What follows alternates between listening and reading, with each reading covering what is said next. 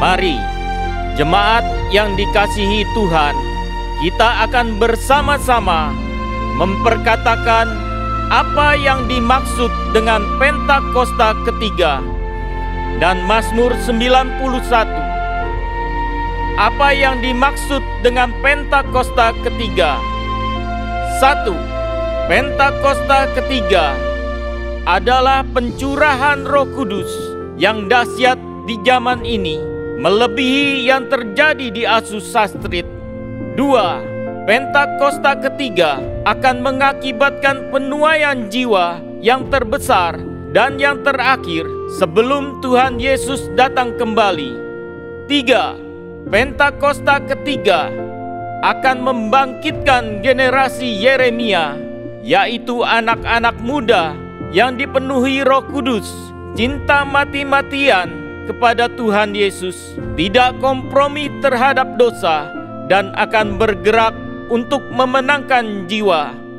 4. Pentakosta ketiga lahir di Indonesia dan bergerak ke bangsa-bangsa. Gerakan ini dari timur ke barat dan akan kembali ke Yerusalem.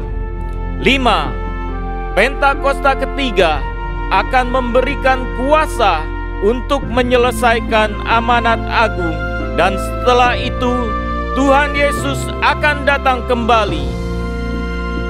Mari bersama kita sepakat dan percaya mendeklarasikan firman Tuhan yang tertulis dalam Mazmur 91. Dalam lindungan Allah, orang yang duduk dalam lindungan yang maha tinggi dan bermalam dalam naungan yang maha kuasa akan berkata kepada Tuhan, tempat perlindunganku dan kubu pertahananku, Allahku yang kupercayai. Sungguh, Dialah yang akan melepaskan engkau dari jerat penangkap burung, dari penyakit sampar yang busuk.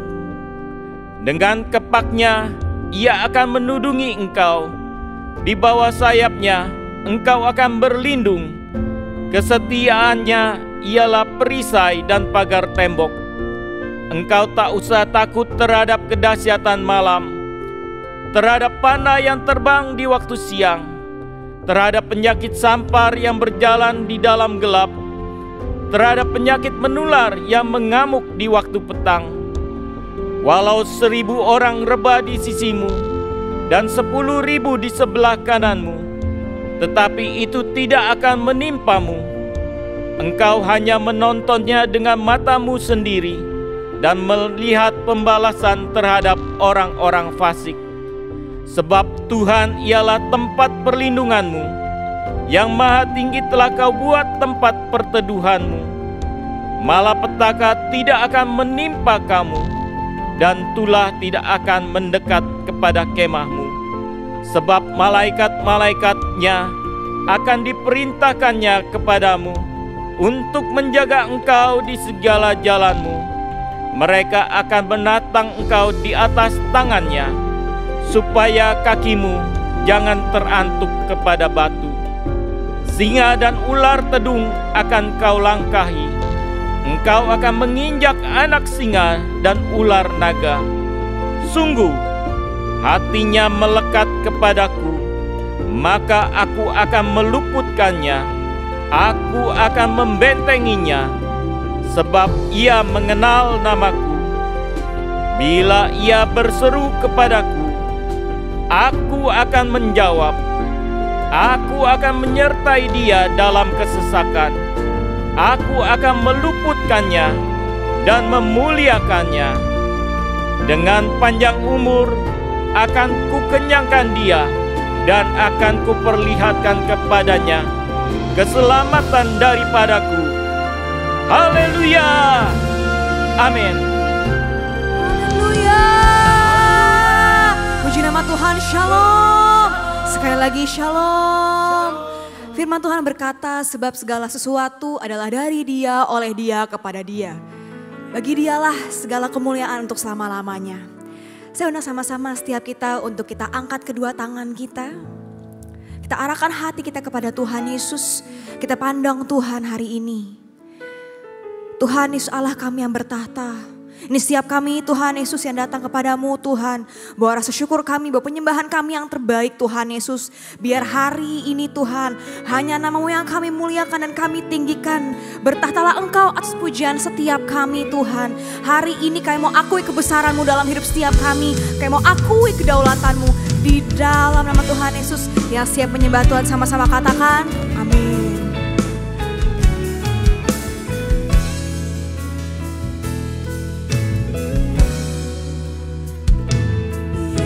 Tuhan dan Allah kami, Engkau layak menerima pujian, hormat dan kuasa, sebab Kau telah ciptakan segalanya. Oleh karena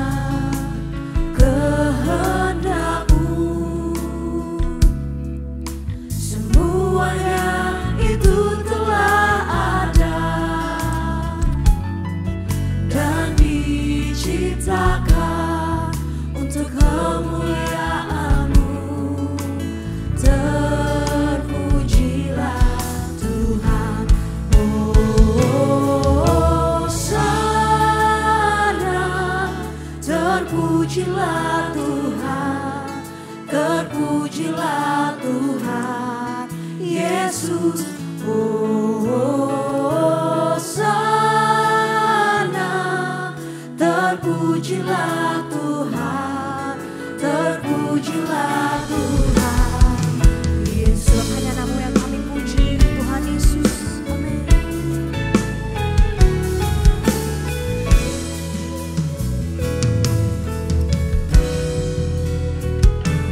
Yesus Tuhan dan Allah kami,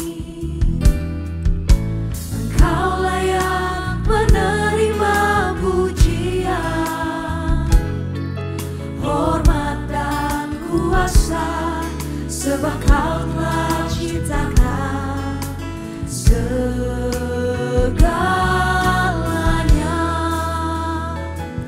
Oleh karena kehendak-Mu, semuanya itu telah ada dan diciptakan untuk kemuliaan-Mu. Terpujilah Tuhan, Hosana. Terpujilah Tuhan, terpujilah Tuhan Yesus, Hosana. Terpujilah Tuhan, terpujilah. Hosana hanya bagi nama-Mu Tuhan Yesus. Hosana. Terpujilah Tuhan, terpujilah Tuhan Yesus, Hosana. Terpujilah Tuhan, terpujilah Tuhan.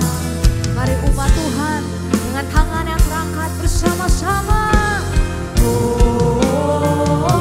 Hosana. Terpujilah Tuhan, terpujilah Tuhan Yesus, Hosana. Terpujilah Tuhan, terpujilah. Sungguh hanya nama yang kami puji Tuhan. Hosana. Terpujilah Tuhan, terpujilah Tuhan Yesus.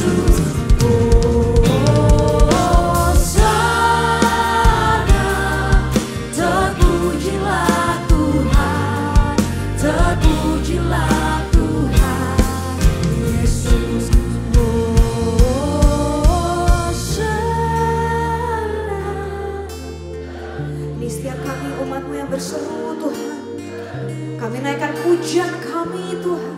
Penyembahan setiap kami hanya untuk-Mu Tuhan Yesus. Terpujilah Tuhan, terpujilah Tuhan Yesus.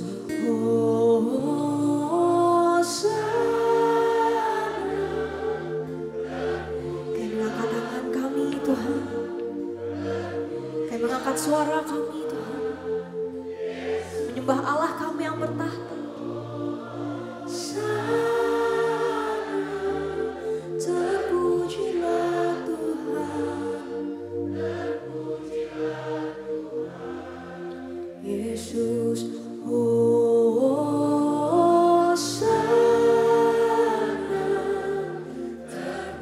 Di setiap kami yang kagum akan Engkau Tuhan.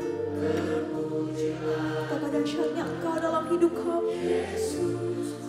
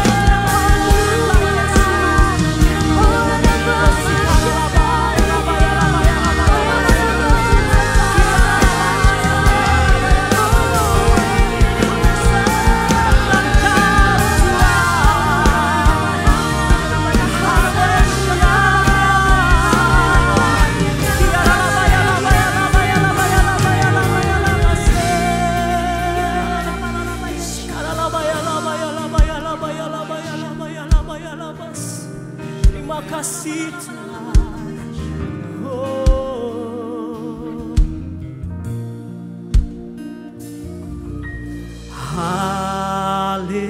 Haleluya, haleluya, bagi anak domba yang duduk di tahta. Haleluya,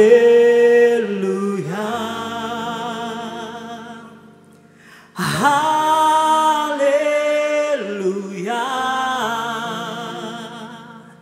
bagi anak domba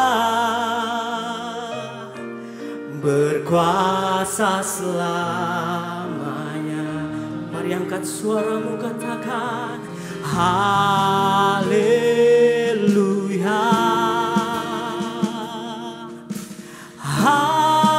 haleluya, bagi anak domba,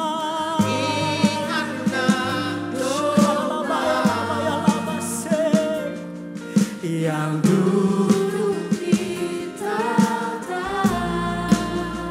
Haleluya,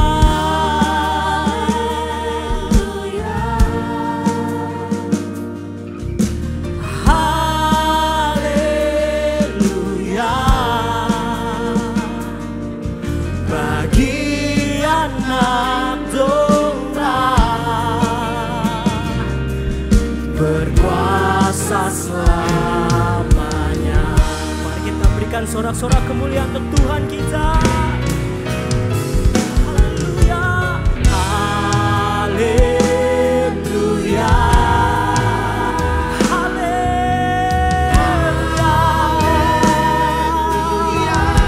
Sekarang laba bagi anak domba, kasih Tuhan yang duduk di tahta.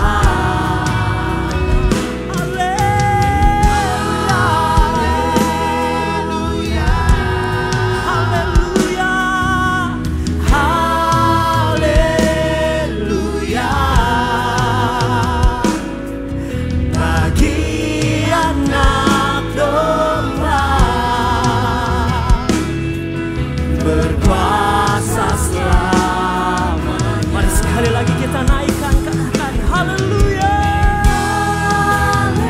Haleluya, kami menyembahmu Tuhan. Haleluya,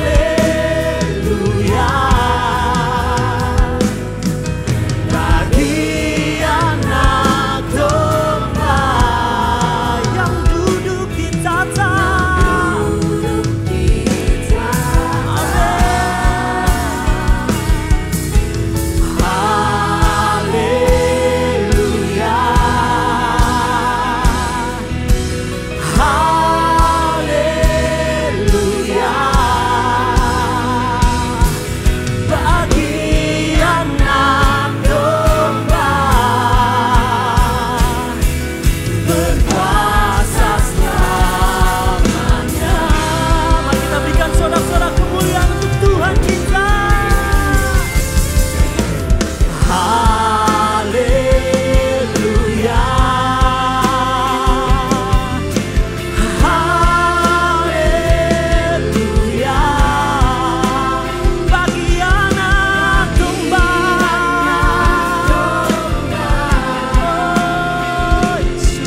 Yang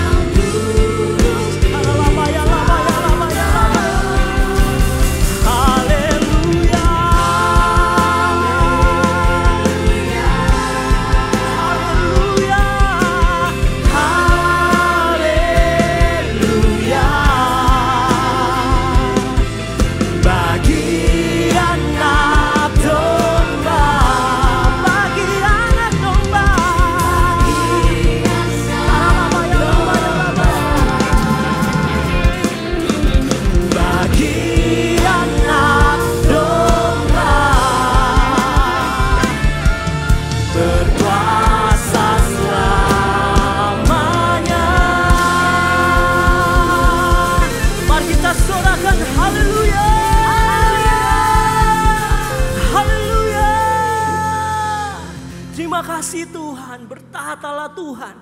Di atas pujian jemaat-Mu hari ini ya Bapa, Engkau pimpin ibadah ini dari awal pertengahan hingga akhirnya. Biar nama-Mu yang selalu dimuliakan Tuhan. Mari yang percaya semua kita katakan sama-sama. Amin. GBI PRJ sekali lagi shalom. Shalom. Shalom. Saya mau lihat tangan-tangan yang hari ini merasakan sukacita bahkan kegirangan sebab Tuhan selalu beserta kita. Boleh lambaikan tangannya, sorakan. Tuhan memberiku kegirangan dan sukacita melimpah, minyak yang baru dicurahkan. Haleluya, ku bersorak. Sorak-sorak merebut Allah kita. Are you ready, church?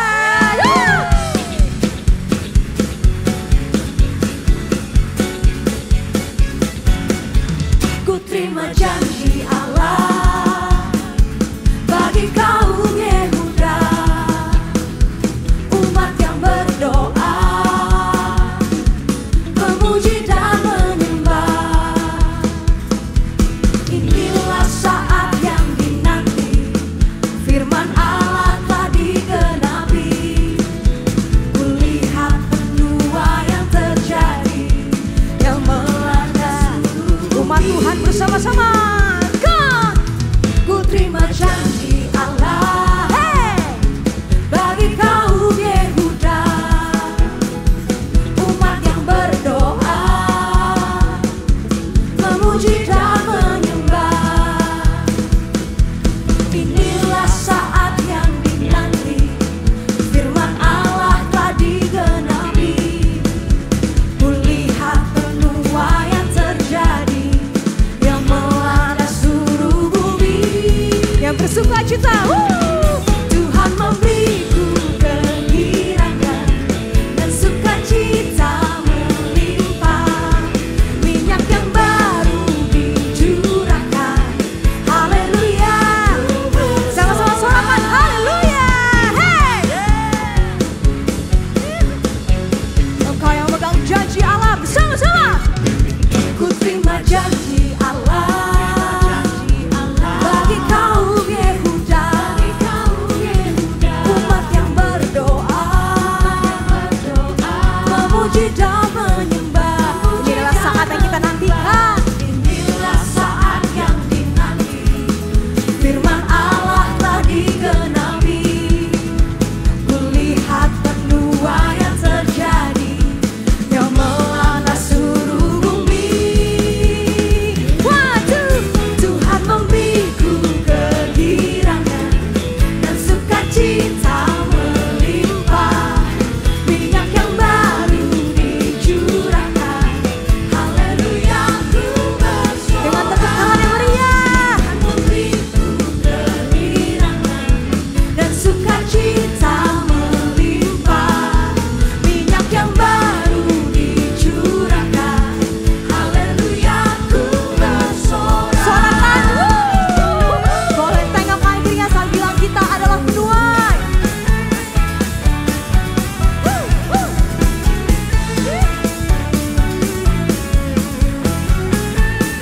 Yang bersukacita bersama-sama. Tuhan memberiku kegirangan.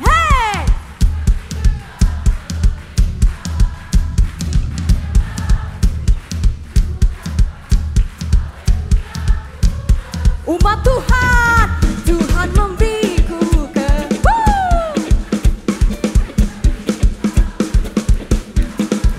minyak yang baru dicurahkan. Haleluya, Tuhan memberiku kegirangan dan sukacita melimpah, minyak yang baru dicurahkan. Haleluya,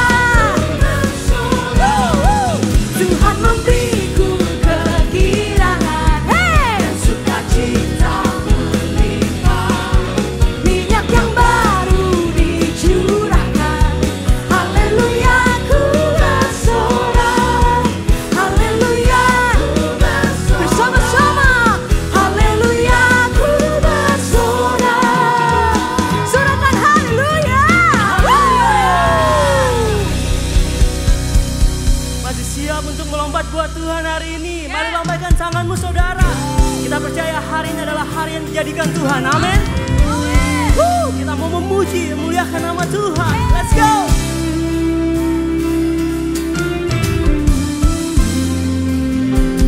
Ada yang seperti-Mu, Yesus.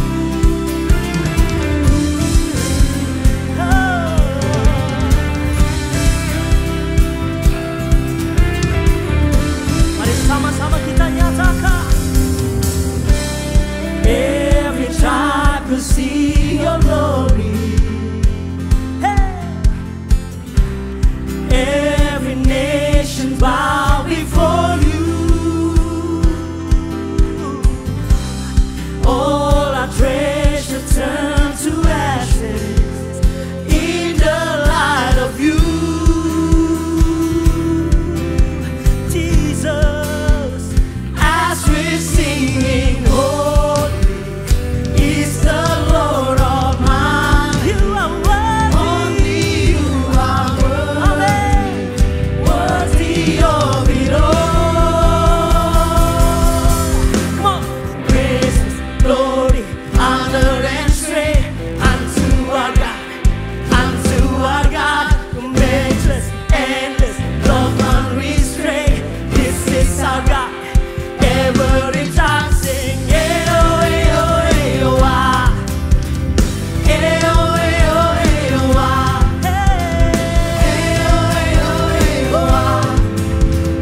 Eh-oh, eh-oh, eh-oh, ah. Every tribe will see your glory. Every nation bow before you.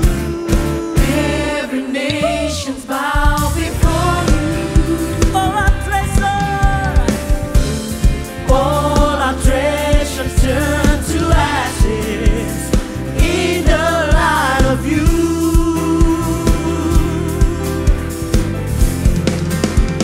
As we're singing, holy is the Lord Almighty. Only you are worthy, worthy of it all. Come on. Praises, glory, honor and strength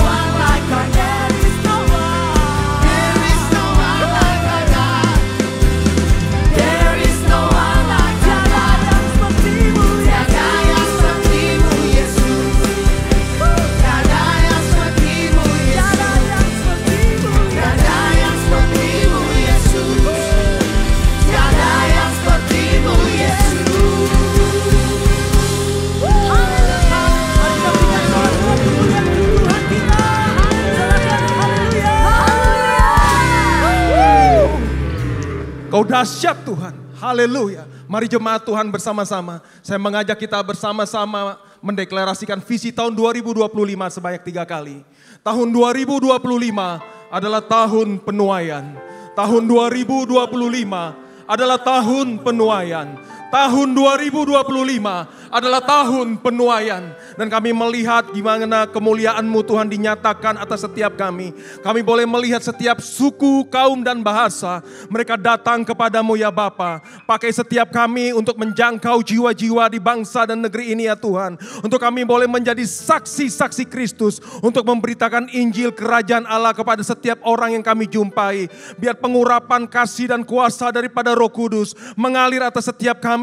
Atas gereja-Mu ya Tuhan, untuk menjangkau, memenangkan jiwa-jiwa di negeri kami Indonesia. Kami percaya Indonesia ada di dalam tangan-Mu ya Bapa. Engkau menyertai pemerintahan yang ada saat ini Tuhan, atas Presiden Prabowo dan wakilnya Gibran, beserta kabinet yang sudah terpilih. Biar kiranya Tuhan taruhkan hikmat atas pemerintahan kami, sehingga setiap kebijakan, keputusan yang mereka ambil, kami berdoa ya Tuhan, biar mereka sungguh-sungguh mementingkan kepentingan daripada rakyat Indonesia. Setiap keputusan yang strategis membawa kemakmuran, kesejahteraan, keadilan atas negeri kami Indonesia. Dan Indonesia pun secara perekonomian ya Tuhan, di tahun ini boleh menuai yang terbaik dalam nama Yesus.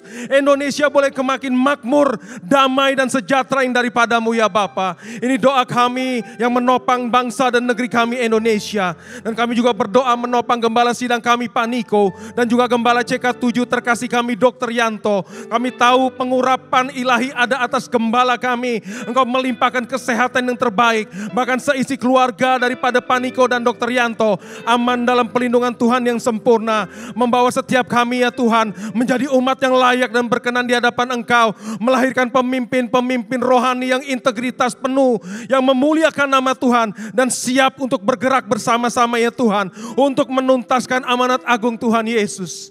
Kami juga berdoa ya Tuhan untuk generasi Yeremia, anak-anak muda kami yang ada di tempat ini, yang ada di CK7 ya Tuhan. Bahkan atas setiap kehidupan orang-orang percaya-Mu ya Bapa. Kami berdoa ya Tuhan, biar pengurapan-Mu terus mengalir atas setiap anak-anak kami ya Tuhan. Pemuda dan pemudi yang dipenuhi dengan Roh Allah, yang dipenuhi dengan kasih-Mu ya Tuhan. Sehingga setiap kehidupan anak-anak muda kami boleh menjadi berkat, terang dan garam dunia yang memuliakan nama Tuhan. Mereka berprestasi, mereka boleh berkarya, berkarir dengan dahsyat, sehingga nama Tuhan terus ditinggikan dan diagungkan. Terima kasih Tuhan, ini setiap doa kami hanya di dalam nama Tuhan Yesus Kristus. Kami sudah berdoa dan mengucap syukur. Bersama-sama kita katakan, amin.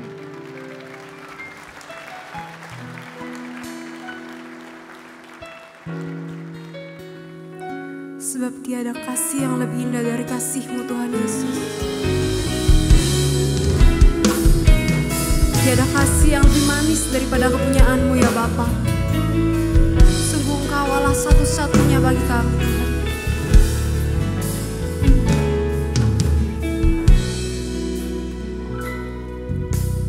Kau yang terindah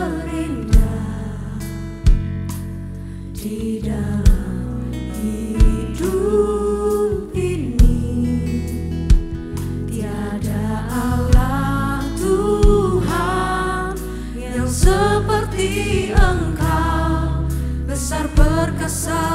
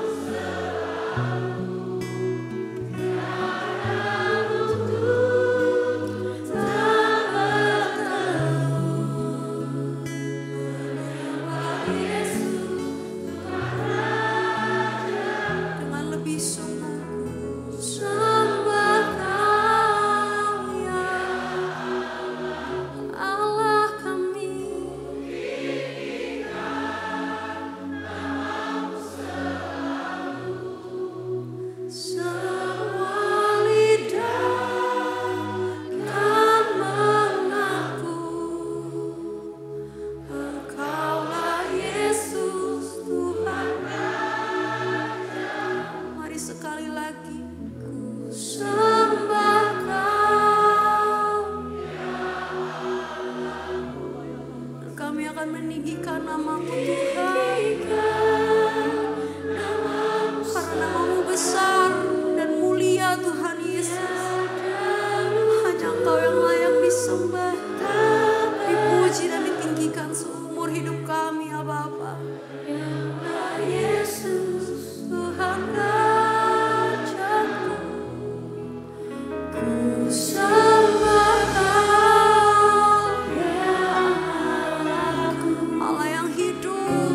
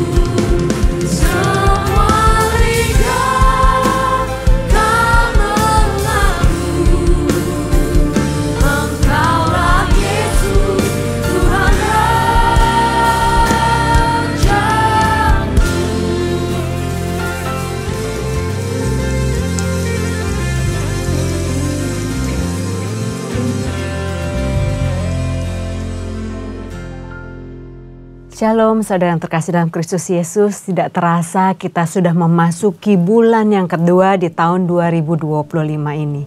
Mungkin agak sedikit terlambat, tapi saya ingin mengucapkan selamat tahun baru dan selamat tahun baru Imlek saudara.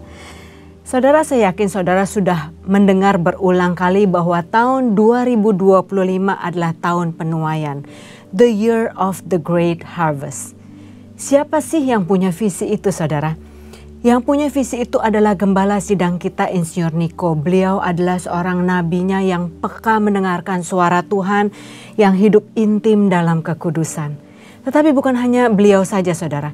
Banyak nabi-nabinya di Amerika Serikat dan di belahan dunia yang lain juga mendapatkan visi yang sama. Ada pertanyaan yang masuk kepada saya saudara. Tetapi kan prediksi di tahun 2025 itu kurang baik. Ya. Ada suhu temperatur yang semakin naik, harga-harga naik, ada inflasi, kemudian ada berbagai orang yang mungkin akan kehilangan lapangan pekerjaan karena sudah digantikan oleh AI. Bahkan pembaca berita, influencer itu sekarang sudah banyak yang pakai AI saudara. Ya. Dan lagi apa? Di tahun 2025 akan banyak orang yang lebih tidak sosial lagi. Karena apa? Karena mereka banyak followersnya, tetapi sebenarnya teman sejatinya itu nggak ada saudara. Di Jepang bahkan saudara banyak orang-orang yang bisa disewa untuk menemani saking kesepiannya. Dan kemarin saya baca di berita ada hal-hal yang menyedihkan. Orang-orang tua di Jepang banyak yang tidak memiliki keturunan atau mereka hanya memiliki satu anak. Dan mereka hidup sangat kesepian, sedangkan harga-harga naik saudara. Apa yang mereka lakukan? Mereka rame-rame punya satu ide. Mereka melakukan tindakan kriminalitas seperti mencuri saudara supaya dimasukin ke dalam penjara. Nah di penjara itu mereka merasa ada yang merawat, makanan mereka disediakan, obat-obatan disediakan, bahkan banyak teman. Sedih sekali ya saudara ya, ironis. Dan ada lagi yang mengatakan di tahun 2025 ini akan ada virus pandemi yang baru. Sehingga banyak orang yang khawatir. Saudara tahu juga kalau di bulan Januari ini banyak bencana alam. Kita baru mengalami banjir, bahkan bukan hanya di Jawa, di tempat-tempat lain. Di Singapura saya dengar juga banjir. Dan juga di Amerika itu ada LA wildfire. Cukup lama saudara. Mansion yang harganya puluhan juta US dollar hilang dalam sekejap. Kalau kita menaruh harapan kita pada sesuatu yang sementara, kita pasti akan kecewa. Banyak yang bilang, oh mungkin Tuhan sedang menghukum.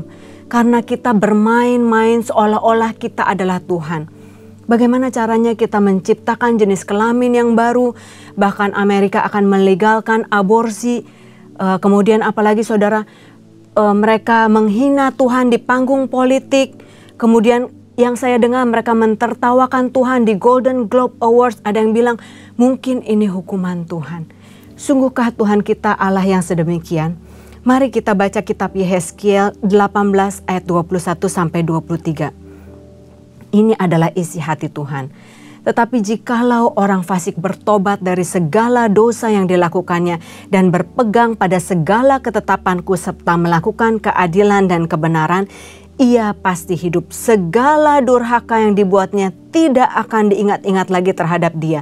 Ia akan hidup karena kebenaran yang dilakukannya. Apakah aku berkenan kepada kematian orang fasik? Demikianlah firman Tuhan Allah. Bukankah kepada pertobatannya supaya ia hidup? Saudara, kita nggak bisa menghakimi apakah ini penghukuman Tuhan. Tetapi satu hal yang pasti, ketika Tuhan menggunakan hukuman untuk mendisiplinkan kita sebagai anaknya, itu dengan satu tujuan yang baik. Supaya kita bertobat dan Tuhan pasti mengampuni dosa orang yang bertobat. Bahkan dikatakan di Yehezkiel 16 ayat 53, aku akan memulihkan keadaan mereka. Itu Tuhan kita saudara. Bapa yang begitu sayang sama kita. Karena itu pengharapan kita, jangan kita taruh untuk sesuatu yang sementara, tetapi untuk sesuatu yang kekal. Saudara, pintu anugerah penuaian ini sudah mulai dibuka sejak tahun lalu. Kemarin itu saya diberikan kesempatan untuk melayani Everyone Asia 2024 saudara. kami kedatangan pastor dari Perancis yang namanya Pastor Jean. Dia mengatakan bahwa Perancis sedang dilawat Tuhan. Negeri yang katanya 50% penduduknya mengaku ateis. Satu hari sebelum Paskah 2024 di tanggal 30 Maret ada 12.000 orang dibaptis. Wow, luar biasa. Dan apalagi saudara, di Papua Nugini bulan April sampai Mei 2024 300.000 orang dibaptis. Tidak cukup sampai di situ, Pastor Mark Francis dari Southern California di Huntington Beach pada tanggal 18 sampai 19 Mei 2024 12.000 orang dibaptis dalam waktu 2 hari. Rame-rame. Ini sesuatu gerakan yang luar biasa. Tuhan sedang membuka pintu anugerahnya. Bahkan Pastor Mark mengatakan bahwa ada anggota-anggota dari gereja setan, saudara Satanic Church, mereka minta dibaptis. Karena mereka dilawat Tuhan dengan luar biasa. Dan tahun ini adalah tahun penuaian besar-besaran. Apa yang akan kita tuai? Insinyur Niko mengatakan kita akan menuai buah-buah roh, kita akan menuai berkat jasmani, dan kita akan menuai berkat rohani. Saudara, Matius 9 ayat 37 sampai 38, Tuhan berkata, tuaian memang banyak, tetapi pekerja sedikit. Karena itu mintalah kepada Tuhan yang empunya tuaian, supaya ia mengirimkan pekerja-pekerja untuk tuaian itu. Nah, siapakah Tuhan yang empunya tuaian? Pemrakarsa di balik the great harvest ini, saudara. Dalam bahasa Inggrisnya itu adalah the Lord of the harvest.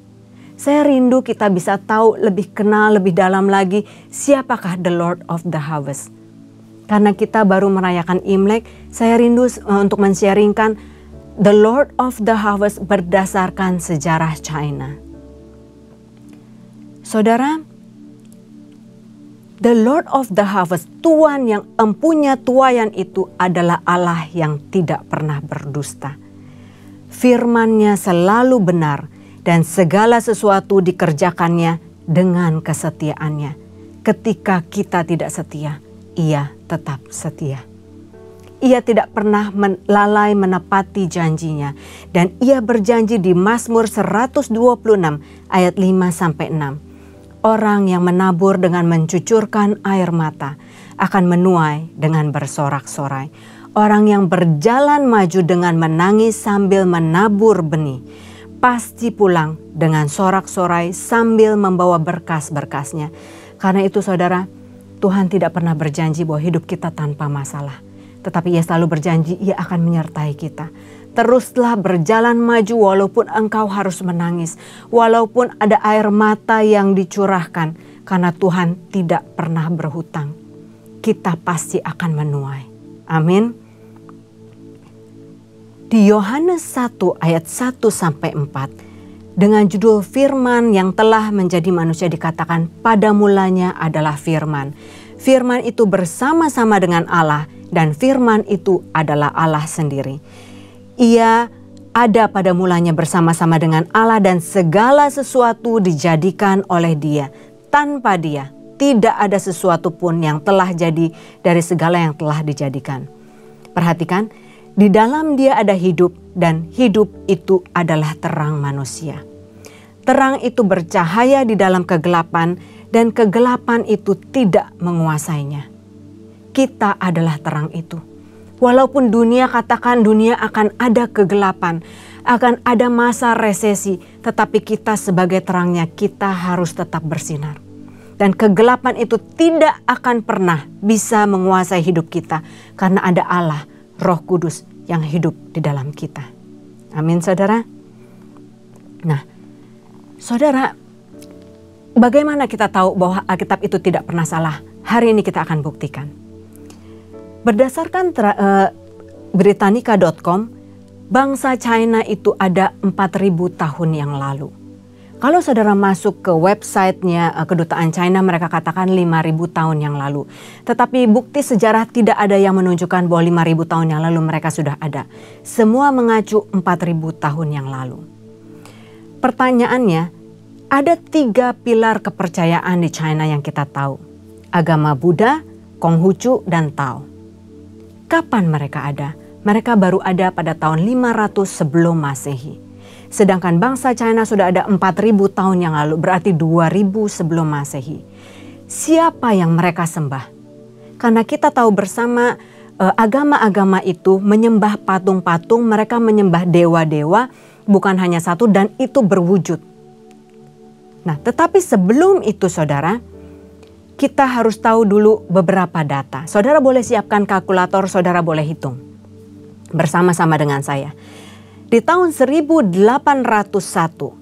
Reverend James Ussher menggunakan King James Version Bible yang pertama, karena King James Version ini adalah terjemahan yang paling dekat dengan terjemahan aslinya saudara.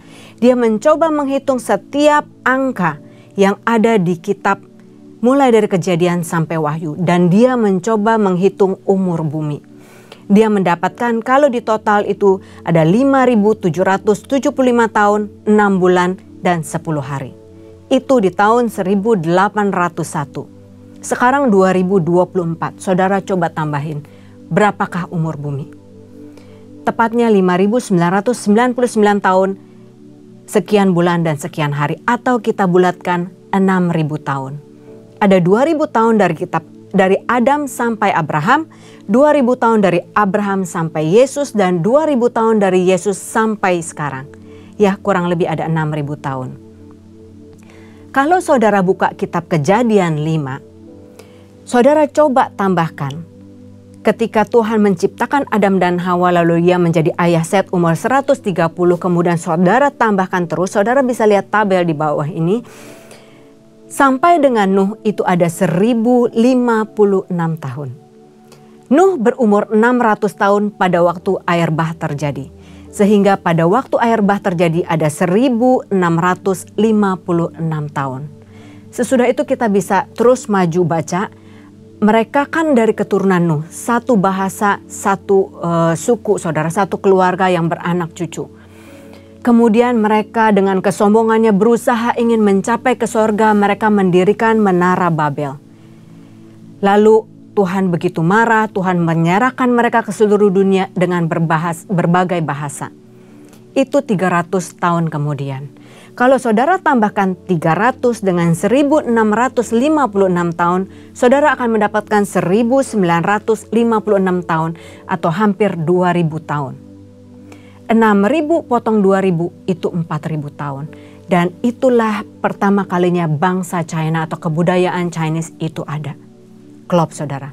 Karena Allah kita Allah yang luar biasa. Luar biasa detail. Dia adalah pencipta kita dan pencipta alam semesta. Luar biasa ya saudara ya. Nah, siapakah Allah yang orang China sembah sebelum mereka ada Buddhism, Konghucu, dan Taoism? Mereka menyembah Allah yang berbentuk roh yang mereka sebut Shangti. Shangti ini tidak ada patungnya, tidak ada wujudnya karena Shangti adalah roh. Dikatakan Shangti is our supreme Lord, the Lord on high, the creator of the universe. Apakah Shangti ini Allah yang sama dengan Allah yang kita sembah atau Allah Israel, Yahweh? Kita akan buktikan saudara. Setelah mereka terserak-serak, mereka mempunyai bahasa yang baru. Nah, karakter Chinese itu adalah piktograf. Ia berasal dari gambar-gambar. Kalau saudara pelajari, banyak sekali kata-kata yang berasal dari Alkitab. Contoh, kata garden atau taman itu terdiri dari beberapa karakter, yaitu debu, ada nafas kehidupan, ada pagar, ada 2 orang di dalamnya. Bukankah ini menggambarkan Taman Eden? Yang lain lagi, kata devil itu terdiri dari secret atau rahasia, kehidupan, ada orang, dan di dalam taman. Kemudian kata bahtera atau boat itu terdiri dari vessel atau perahu kayu dengan 8 mulut atau 8 orang di dalamnya. Yang lebih menarik lagi adalah kata righteousness itu ada anak domba di atas manusia, di atas saudara dan saya. Itu adalah kebenaran yang sejati. Dari mana mereka tahu ini semua saudara? Selain daripada Alkitab, mereka juga adalah keturunan Nuh. Luar biasa kan saudara ya? Nah, Di tahun 1600 sebelum Masehi, pada zaman Shang Dynasty, itu ditemukan Sansing Tui Bronze Tree. Pohon dari perunggu yang luar biasa unik karena ini kan udah 1600 tahun dan ini adalah karya sastra yang luar biasa. Di situ digambarkan ada sebuah pohon yang ini ujungnya sebenarnya hilang, tapi kalau diukur itu tingginya 400 meter, saudara. Orang Chinese sendiri mengatakan pohon ini adalah lambang pohon kehidupan yang menghubungkan langit dengan bumi. Dan pohon ini menggambarkan suasana yang begitu asri, begitu serasi, begitu harmonis antara manusia dengan hewan. Di situ digambarkan ada burung-burung, kemudian ada, kalau saudara lihat gambar yang B, itu ada buah yang kecil dilindungi oleh daun yang tajam seperti pisau. Tetapi yang menariknya kalau saudara lihat di gambar yang C, itu adalah sebuah tangan yang lentik, tangan wanita yang berusaha untuk memetik buah tersebut. Dan kalau kita terus ke bawah, saudara, di bawah pohon itu ada ular naga, ular panjang yang siap menjaga pohon untuk menghampiri orang yang datang. Saya waktu mencari data-data ini saya sampai merinding, saudara. Luar biasa. Dan kalau saudara mengunjungi kota Beijing, di situ ada Temple of Heaven, ya. Tetapi sebenarnya Temple of Heaven itu berasal dari namanya itu The Altar of Heaven and Earth, di mana setahun sekali sang kaisar akan mewakili umat Chinese menyembah Shangti, dan dia melakukan ritual yang sama dengan kitab Imamat. Apa itu, saudara? Dia mempersembahkan korban sajian, grain offering baik dari tepung maupun dari binatang. Dan binatang itu harus dicek dulu, tidak boleh bercacat. Lalu apa, saudara? Sang kaisar akan mempersembahkan anggur, tepat seperti yang tertulis di Imamat 23 ayat 13. Apalagi, kemudian kaisar tidak boleh langsung masuk karena sang Shangti itu kudus. Dia harus berpuasa, dia harus menguduskan dirinya, dia harus mencuci anggota tubuhnya, kemudian dia harus mengenakan jubah yang khusus. Baru dia bisa masuk dan dia memohon ampun untuk dosa umatnya. Dan ketika dia mohonkan ampun, saudara, dia harus mencurahkan darah, nyawa ganti nyawa. Dan dia akan memohonkan supaya panen mereka berhasil. Karena mereka tahu sumber dari berkat mereka adalah dari Shangti atau Tuhan sendiri. Nah, kapan mereka mengenal kekristenan? Kapan mereka mengenal Yesus, saudara? Kekristenan masuk dibawa oleh seorang misionaris yang bernama Matteo Ricci. Matteo Ricci adalah seorang misionaris Itali.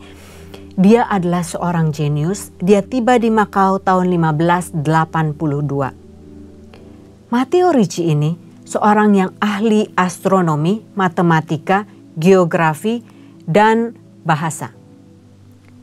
Dia datang lalu dia mempelajari bahasa Chinese, bukan hanya membaca tetapi dia bisa ngomong, dia bisa tulis, dia bisa classic Chinese, saudara. Jadi dia Itali di luar, Chinese di dalam. Kalau saya mungkin Chinese di luar, Indonesia di dalam, saudara, karena saya nggak fasih berbahasa Chinese. Tetapi Matteo Ricci ini sungguh-sungguh punya kerinduan China dilawat oleh Tuhan. Jadi target Matteo Ricci adalah dia mendekati kaisar-kaisar. Dan Matteo Ricci adalah orang yang pertama kali memasukkan China ke dalam world map. Tadinya orang bule nggak tahu China di mana. Karena Matteo Ricci dia menggambarkan geografi, akhirnya China ditemukan di peta. Dan dia juga adalah misionaris Eropa pertama yang diundang ke Forbidden City. Karena Forbidden City itu biasanya untuk orang lokal. Dia diangkat menjadi penasehat dari Wanli, Raja Wanli. Karena Matteo Ricci ini begitu cinta Tuhan, begitu berhikmat seperti Daniel, seperti Salomo. Karena apa, saudara? Karena permulaan dari hikmat adalah takut akan Tuhan. Jadi Matteo Ricci ini begitu dekat sama Tuhan, Tuhan berikan visi-visi kepada dia. Lalu Matteo Ricci mendirikan gereja Katolik pertama di sana. Saudara bisa lihat ini adalah patungnya yang diabadikan. Lalu kekristenan itu terus sukses, saudara, di kalangan para pembesar-pembesar China dan mencapai puncaknya di kalangan Emperor Kangxi.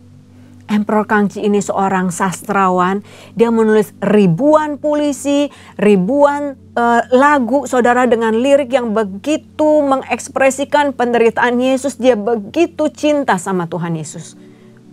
Tetapi apa yang terjadi? Kenapa akhirnya kekristenan tidak berkembang di China? Karena ada Chinese rights controversy. Karena apa saudara? Kita tahu bersama kalau orang Chinese itu sangat respect sama orang tua. Tetapi bukankah itu juga perintah kelima dari Tuhan? Ketika para pembesar-pembesar ini sudah menjadi Kristen, orang tua mereka belum. Mereka masih menyembah nenek moyang. Lalu para kaisar ini karena rasa kasihnya kepada orang tua mereka yang masih hidup, mereka membantu. Jadi kalau saudara tahu ada cengbeng ya, kita ke kuburan, kita bersihin kuburan, lalu mereka percaya orang yang mati bisa makan. Nah, para pembesar ini tidak sembahyang, tetapi mereka membantu membawakan, membantu mengantar dan sebagainya untuk menghormati orang yang hidup. Kedengaranlah ini ke Katolik Roma, karena waktu itu kan yang berkuasa adalah Katolik Roma. Lalu Katolik Roma mengatakan penyembah berhala tidak akan mendapat tempat di dalam kerajaan sorga. Mereka layak masuk neraka. Pembesar Kangxi sudah berusaha menjelaskan bahwa dia tidak menyembah berhala. Tetapi dia menjalankan perintah kelima, menghormati orang tuanya. Tetapi mereka nggak bisa terima saudara. Banyak misionaris yang dikirim untuk mengecek, yaitu ada yang dari Dallas, ada yang dari Perancis, saudara seorang bishop. Dan dia menghina sang raja di depan muka rakyatnya. Raja begitu sakit hati. Kenapa orang Kristen punya karakter yang seperti itu? Lalu apa yang terjadi saudara? Mereka tidak boleh lagi menyebut Sangti karena mereka dianggap orang kafir. Dan mereka akhirnya menolak kekristenan. Kekristenan dilarang di China mulai 1721. Dan kemudian agama-agama lain masuk. Dan mereka mengatakan mereka menganut komunisme di tahun 1949. Sesuatu yang sudah diusahakan, sesuatu yang sudah dirancangkan akhirnya dihancurkan oleh sesama umat Kristen. Sayang sekali saudara ya.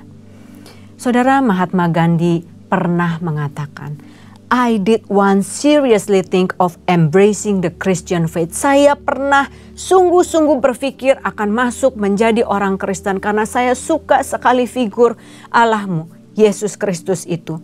Dia sangat sabar, dia sangat baik, dia sangat penuh cinta kasih, dia begitu mengampuni, bahkan diajarkan kalau Anda ditampar pipi kanan, berikan pipi kirimu. Dia bilang dia adalah perwujudan Allah yang sangat sempurna. Tetapi dia katakan begini, I like your Christ, but I do not like your Christians. Your Christians are so unlike your Christ. Aku suka figur Kristusmu, tapi aku tidak suka figur pengikut Kristus. Karena karakter mereka sangat berlawanan dengan karakter Kristus. Dan dia bilang, aku tidak mau menjadi pengikut Kristus. Sayang saudara ya. Karena itu saudara, ketika kita sudah menyandang gelar Kristen, bukan hanya di KTP. Perkataan kita, perbuatan kita mencerminkan Tuhan kita. Jangan sampai kita menjadi batu sandungan. Biarlah kita bisa menjadi batu tumpuan. Supaya orang lain sungguh-sungguh kenal Tuhan di dalam hidup kita. Tetapi ingat saudara ya, tadi dikatakan firman itu menjadi terang di dalam hidup manusia. Kegelapan akan berusaha menutupi terang itu, tetapi tidak akan berhasil. Di tahun 2020 data yang ada 7% orang Kristen di China. Tetapi saudara, Kristen yang sekarang ini diawasi oleh pemerintah. Seorang rekan saya yang tinggal di Hong Kong mengatakan ketika ada khotbah atau ada ibadah saudara, itu harus ada perwakilan dari pemerintah yang datang di sana. Liturginya juga sudah disiapkan, gak boleh keluar dari jalur atau gerejanya bisa ditutup. Lalu anak teman saya yang kuliah di Shenzhen, dia mengatakan oh ya betul loh, kalau kita mau booking ruangan untuk ibadah atau fellowship atau persekutuan, biasanya dengan 1001 alasan mereka mengatakan ruangannya penuh. Karena itu kita harus bilang kita akan meeting, baru ruangan itu ada. Itu untuk menggambarkan kekristenan yang ada sekarang. Lalu bagaimana cara mereka beribadah? Saudara, kalau mereka mau seperti kita beribadah dengan bebas, mungkin dengan aliran karismatik, Pentakosta, itu mereka harus illegal. Bersekutu diam-diam, karena nggak boleh ketahuan oleh pemerintah. Nah, saya ingin men-sharingkan tentang apa yang terjadi pada saat Pastor Wayne Cordeiro, seorang misionari dari USA dikirim, dia dari Lancaster Bible College, dia dikirim ke China untuk mendidik 22 orang prajurit Kristus di China. Nah, 22 orang ini mengepalai masing-masing rata-rata 20 juta jemaat. Luar biasa nggak saudara? Satu gereja kalau punya 1 juta jemaat itu udah luar biasa. Ini dia punya 22 juta orang di bawah dia. Dan mereka berkumpul bersama diam-diam saudara di Hunan. Kemudian mereka ada yang naik kereta. Pokoknya mereka menempuh berpuluh-puluh jam untuk datang ke sini bertemu dengan sang pastor untuk mengadakan Bible study. Lalu pastor ini mengatakan, kalau kita ketahuan ada ibadah di sini, kalian Bible study, apa yang terjadi sama kita? Lalu mereka bilang, pastor gak usah takut. Pastor akan dideportasi dalam waktu 24 jam. Mungkin gak bisa masuk lagi ke China, but you will be okay.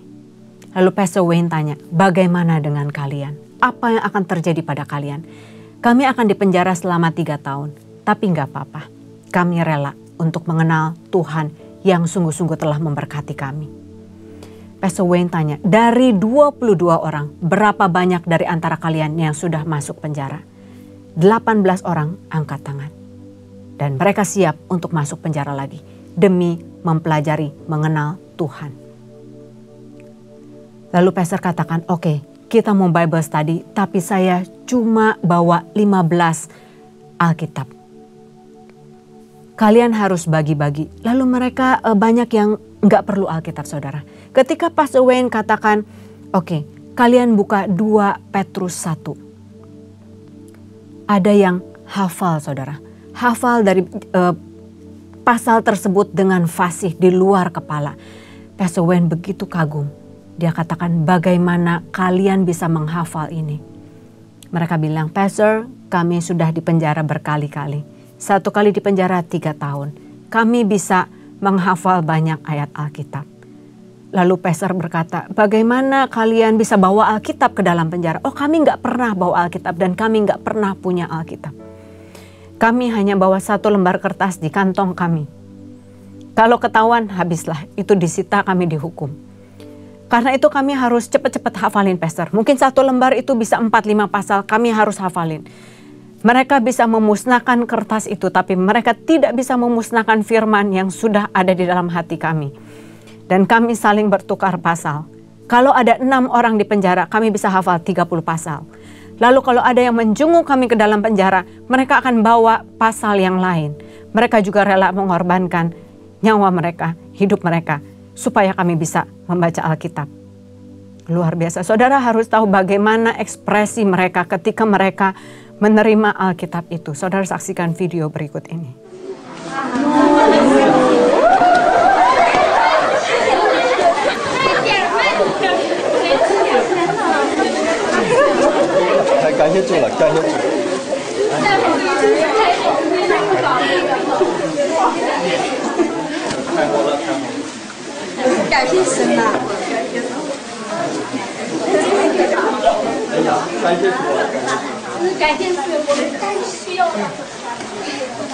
当我看到这本书，我就看到了那些帮助我们的弟兄姊妹们，他们有血和力带回来的。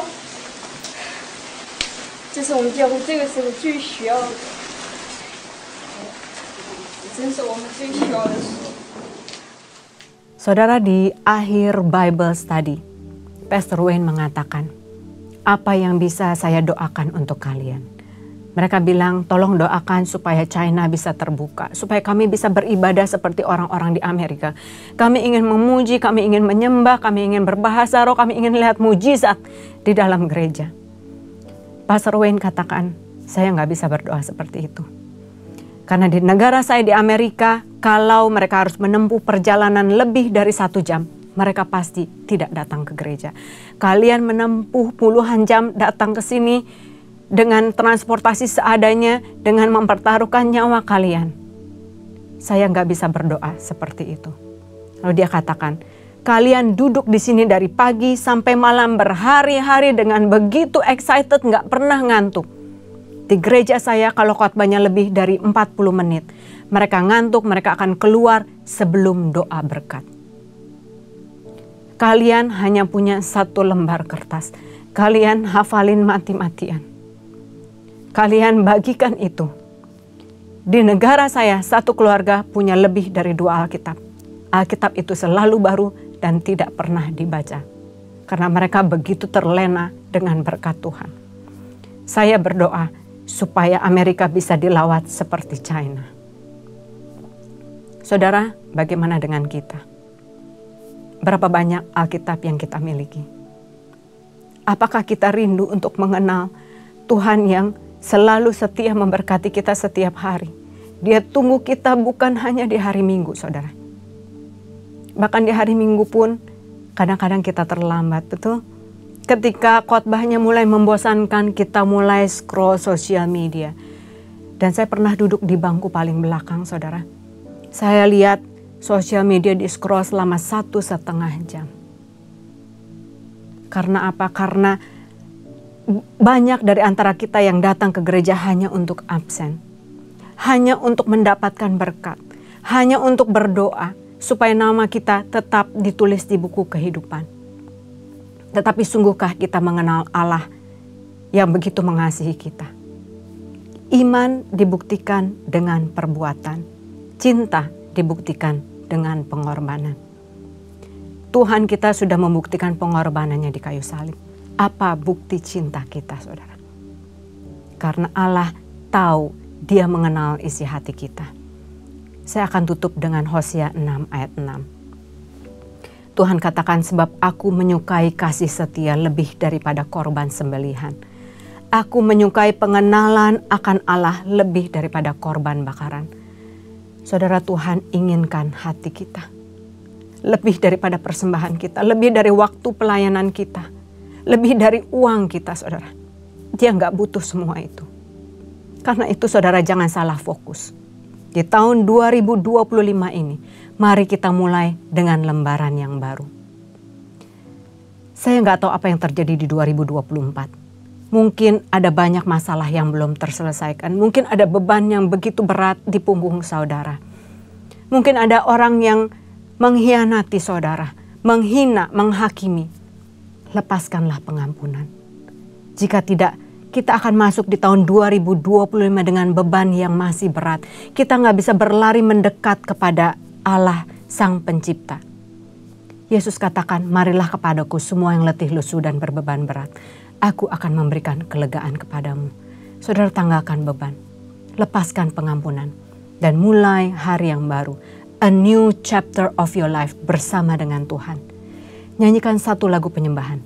Baca 1 pasal Alkitab. Lakukan dan saudara akan lihat. Saudara nggak perlu kejar-kejar berkat. Karena Allah sumber segala berkat itu hidup di dalam hati saudara. Dan saudara akan lihat bahwa saudara akan menuai. Mulai dari buah roh. Kemudian apa? Berkat jasmani dan berkat rohani. Ketika saudara berdoa, perkataan saudara akan memiliki kuasa. Dan ketika saudara minta jiwa-jiwa, Tuhan akan selamatkan keluarga besar saudara. Saudara, saya adalah orang pertama yang Kristen di keluarga saya. Saya punya 4 saudara kandung, kami berlima. Mereka berempat sudah dibaptis. Dan mama saya dibaptis pada waktu COVID kemarin. Kadang-kadang kita harus menunggu waktunya Tuhan. 30 tahun saya menunggu. Hari ini saya harus berdoa untuk papa saya, tetapi dengan iman saya katakan, Tuhan tidak akan pernah berhutang. Seluruh keluarga besar kami akan diselamatkan di dalam nama Tuhan Yesus. Saya sungguh-sungguh berharap kalau ada di antara saudara yang rindu, yang merasa Tuhan berbicara kepada saudara. Dan saudara rindu untuk mengampuni, tetapi saudara terasa begitu berat. Saudara terasa nggak rela dan saudara perlu didoakan. Saudara boleh angkat tangan, saya akan doakan dari sini. Kalau ada di antara saudara yang punya masalah yang begitu berat, saudara juga perlu didoakan, saudara boleh angkat tangan. Saya akan doakan. Kita tutup di dalam doa. Bapa, You are the Lord of the harvest, Allah yang empunya berkat, Allah yang menciptakan kami, Allah yang mati untuk kami. Kau lihat tangan-tangan yang terangkat Tuhan. Mereka rindu untuk memulai tahun 2025 bersama dengan Engkau. Berjalan makin lama makin dekat. Bapa, berikan mereka kemampuan untuk mengampuni. Karena Engkau terlebih dahulu telah mengampuni kami semua. Kami tahu Tuhan, ketika kami mau, kami bisa karena Engkau telah melepaskan kami daripada segala belenggu. Kami akan menerima sukacita sejati daripada Tuhan. Kami akan menerima kesembuhan daripada Tuhan. Kami akan menerima berkat Tuhan. Kami akan menuai di tahun 2025 karena kami berjalan bersama dengan Tuhan. Bapa, kami akan lepaskan beban kami. Karena kami tahu, kami berserah kepada Allah. Kami tidak menyerah. Tetapi kami tahu ketika kami angkat tangan, Tuhan akan turun tangan. Dan Tuhan, ketika kami tidak kuat lagi untuk berdiri, kami akan berlutut dan kami tahu Tuhan akan menolong kami. Terima kasih Tuhan. Di dalam nama Tuhan Yesus kami telah berdoa dan mengucap syukur. Haleluya. Amin. Happy Sunday. Tuhan Yesus memberkati.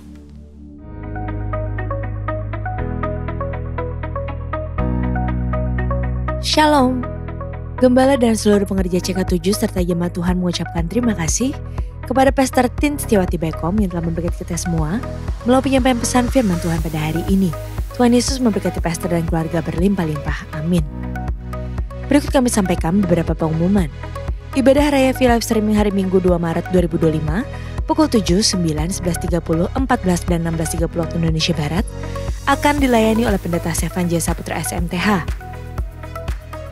Ibadah Minggu tanggal 2 Maret 2025 diadakan di GBPRJ pukul 7, 9 dan 11.30 waktu Indonesia Barat dilayani oleh Pendeta Robertus Purwadi SSPD. Pukul 16.30 waktu Indonesia Barat dilayani oleh Pastor Randy Junadi BSC.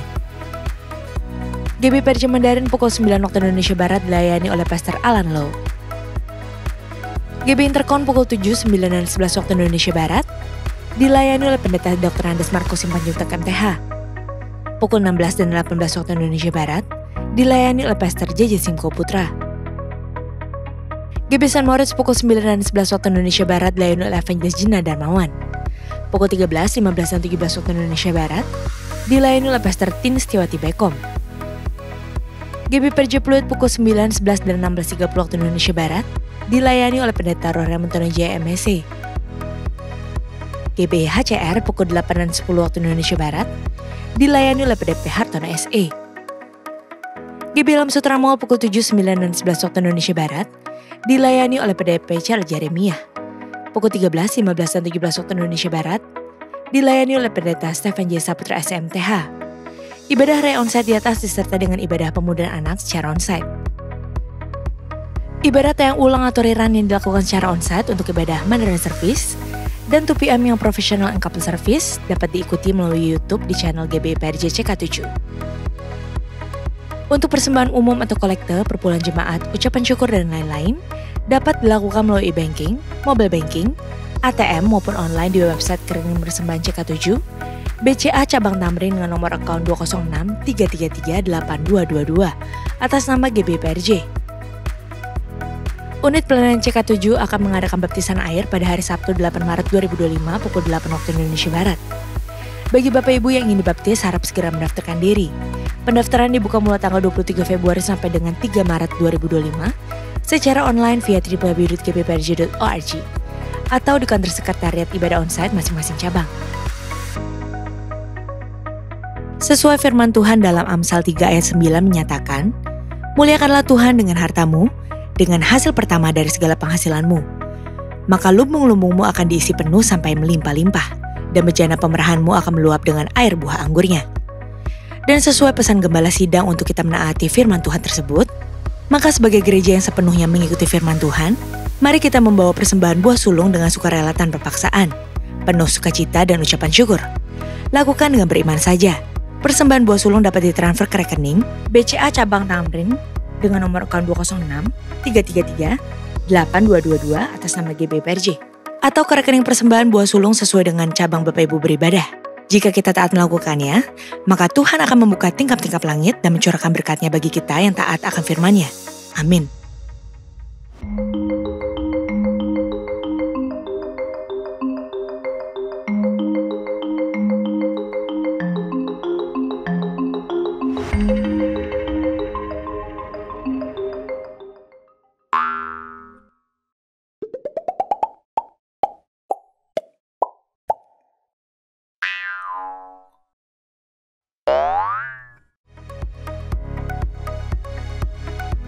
Untuk info lengkap seluruh kegiatan GBPRJ CK7, maka Bapak Ibu dapat follow sosial media GBPRJ baik di Instagram, TikTok maupun Facebook. Sekian pengumuman pada hari ini. Terima kasih atas perhatian Bapak Ibu sekalian. Tuhan Yesus memberkati. Terimalah berkat yang berlimpah-limpah dari Allah Bapa, kasih karunia di dalam anaknya yang tunggal, Yesus Kristus, persekutuan yang manis dengan Roh Kudus menyertai kita mulai saat ini sampai Tuhan Yesus datang untuk kedua kalinya, menjemput kita di awan-awan yang permai, bahkan untuk selama-lamanya. Semua yang percaya katakan amin. Shalom saudara. Bagi kita yang sudah cukup lama berada di gereja GBI Gatsu, mungkin sudah paham kenapa kita menekankan sekali tentang penyembahan. Tetapi bagi generasi yang baru, anak-anak muda, mungkin masih bertanya, kenapa sih kita harus menyembah Tuhan? Dalam Voice of Pentecost kali ini, kita akan membahas ada 5 alasan kenapa kita menyembah Tuhan. Alasan pertama yaitu saudara dan saya diciptakan untuk memuliakan Dia. Di dalam ayat Yesaya 43 ayat 6-7 dikatakan bahwa aku akan berkata kepada utara, berikanlah, dan kepada selatan, janganlah tahan-tahan. Bawalah anak-anakku laki-laki dari jauh dan anak-anakku perempuan dari ujung-ujung bumi. Semua orang yang disebutkan dengan namaku yang kuciptakan untuk kemuliaanku, yang kubentuk dan yang juga kujadikan. Ayat ini mengajarkan bahwa hidup kita seharusnya membawa kemuliaan bagi Tuhan. Ada banyak cara untuk kita menyembah Tuhan. Salah satu cara yang akan kita bahas hari ini adalah dengan menyembah Tuhan lewat suara kita. Bayangkan betapa spesialnya manusia, diciptakan dengan pita suara dan kemampuan artikulasi nada. Bahkan telinga kita bisa membeda-bedakan melodi. Kita diciptakan dengan tangan dan kaki tentu untuk bergerak dan berjalan. Nah, sekarang kita menggunakan semua pemberian Tuhan, baik suara, telinga, tangan, dan kaki untuk memuliakan Tuhan lewat pujian dan penyembahan. Alasan kedua kenapa kita menyembah Tuhan adalah karena Dia telah melakukan perkara yang besar dalam hidup setiap kita. Kita telah ditebus dan menjadi umat kepunyaannya. Mari kita baca di dalam 1 Petrus 2 ayat 9. Tetapi kamulah bangsa yang terpilih, imamat yang rajani, bangsa yang kudus, umat kepunyaan Allah sendiri, supaya kamu memberitakan perbuatan-perbuatan yang besar dari Dia yang telah memanggil kamu keluar dari kegelapan kepada terang-Nya yang ajaib. Kalau kita baca bahasa Inggrisnya dari terjemahan NIV, dikatakan, that you may declare the praises of Him who called you out of darkness. Wow, kita dipanggil dan dipilih untuk mendeklarasikan puji-pujian tentang Allah yang begitu besar dan luar biasa. Tapi bagaimana kita mendeklarasikan puji-pujian tentang Allah? Yaitu dengan memuji dan menyembah Dia dengan segenap kekuatan kita. Tuhan Yesus menebus saudara dan saya di atas kayu salib supaya kita dipindahkan dari kerajaan gelap kepada terang-Nya yang ajaib. Keselamatan itu mahal harganya dan kita tidak mampu membayar itu. Tetapi karena kasih karunia dan melalui imanlah kita diselamatkan. Dan respon orang percaya yang sudah diselamatkan seharusnya adalah untuk mengisi hidupnya dengan pujian dan penyembahan kepada Tuhan. Alasan ketiga kenapa kita menyembah Tuhan adalah karena itu perintah Tuhan sendiri. Di dalam kitab Mazmur 150, kalau kita baca ada banyak sekali kata-kata pujilah. Bahkan ada lebih dari 10 kali kata pujilah digunakan dalam Mazmur 150. Saya bacakan beberapa. Pujilah Tuhan dengan tiupan sangkakala, dikatakan di ayat 3. Ayat 5 berkata, pujilah Tuhan dengan ceracap yang berdenting. Dan di ayat 4 dikatakan, pujilah Tuhan dengan rebana dan tari-tarian. Kalau bahasa Indonesia menggunakan imbuhan akhirlah, artinya itu adalah perintah. Mazmur 103 ayat 1 juga berkata, pujilah Tuhan, hai jiwaku. Pujilah namanya yang kudus, hai segenap batinku. Bukan hanya dengan alat musik dan tari-tarian, tapi kita juga memuji Tuhan dengan segenap jiwa dan batin. Itulah mengapa gereja kita menekankan sekali dalam hal pujian dan penyembahan.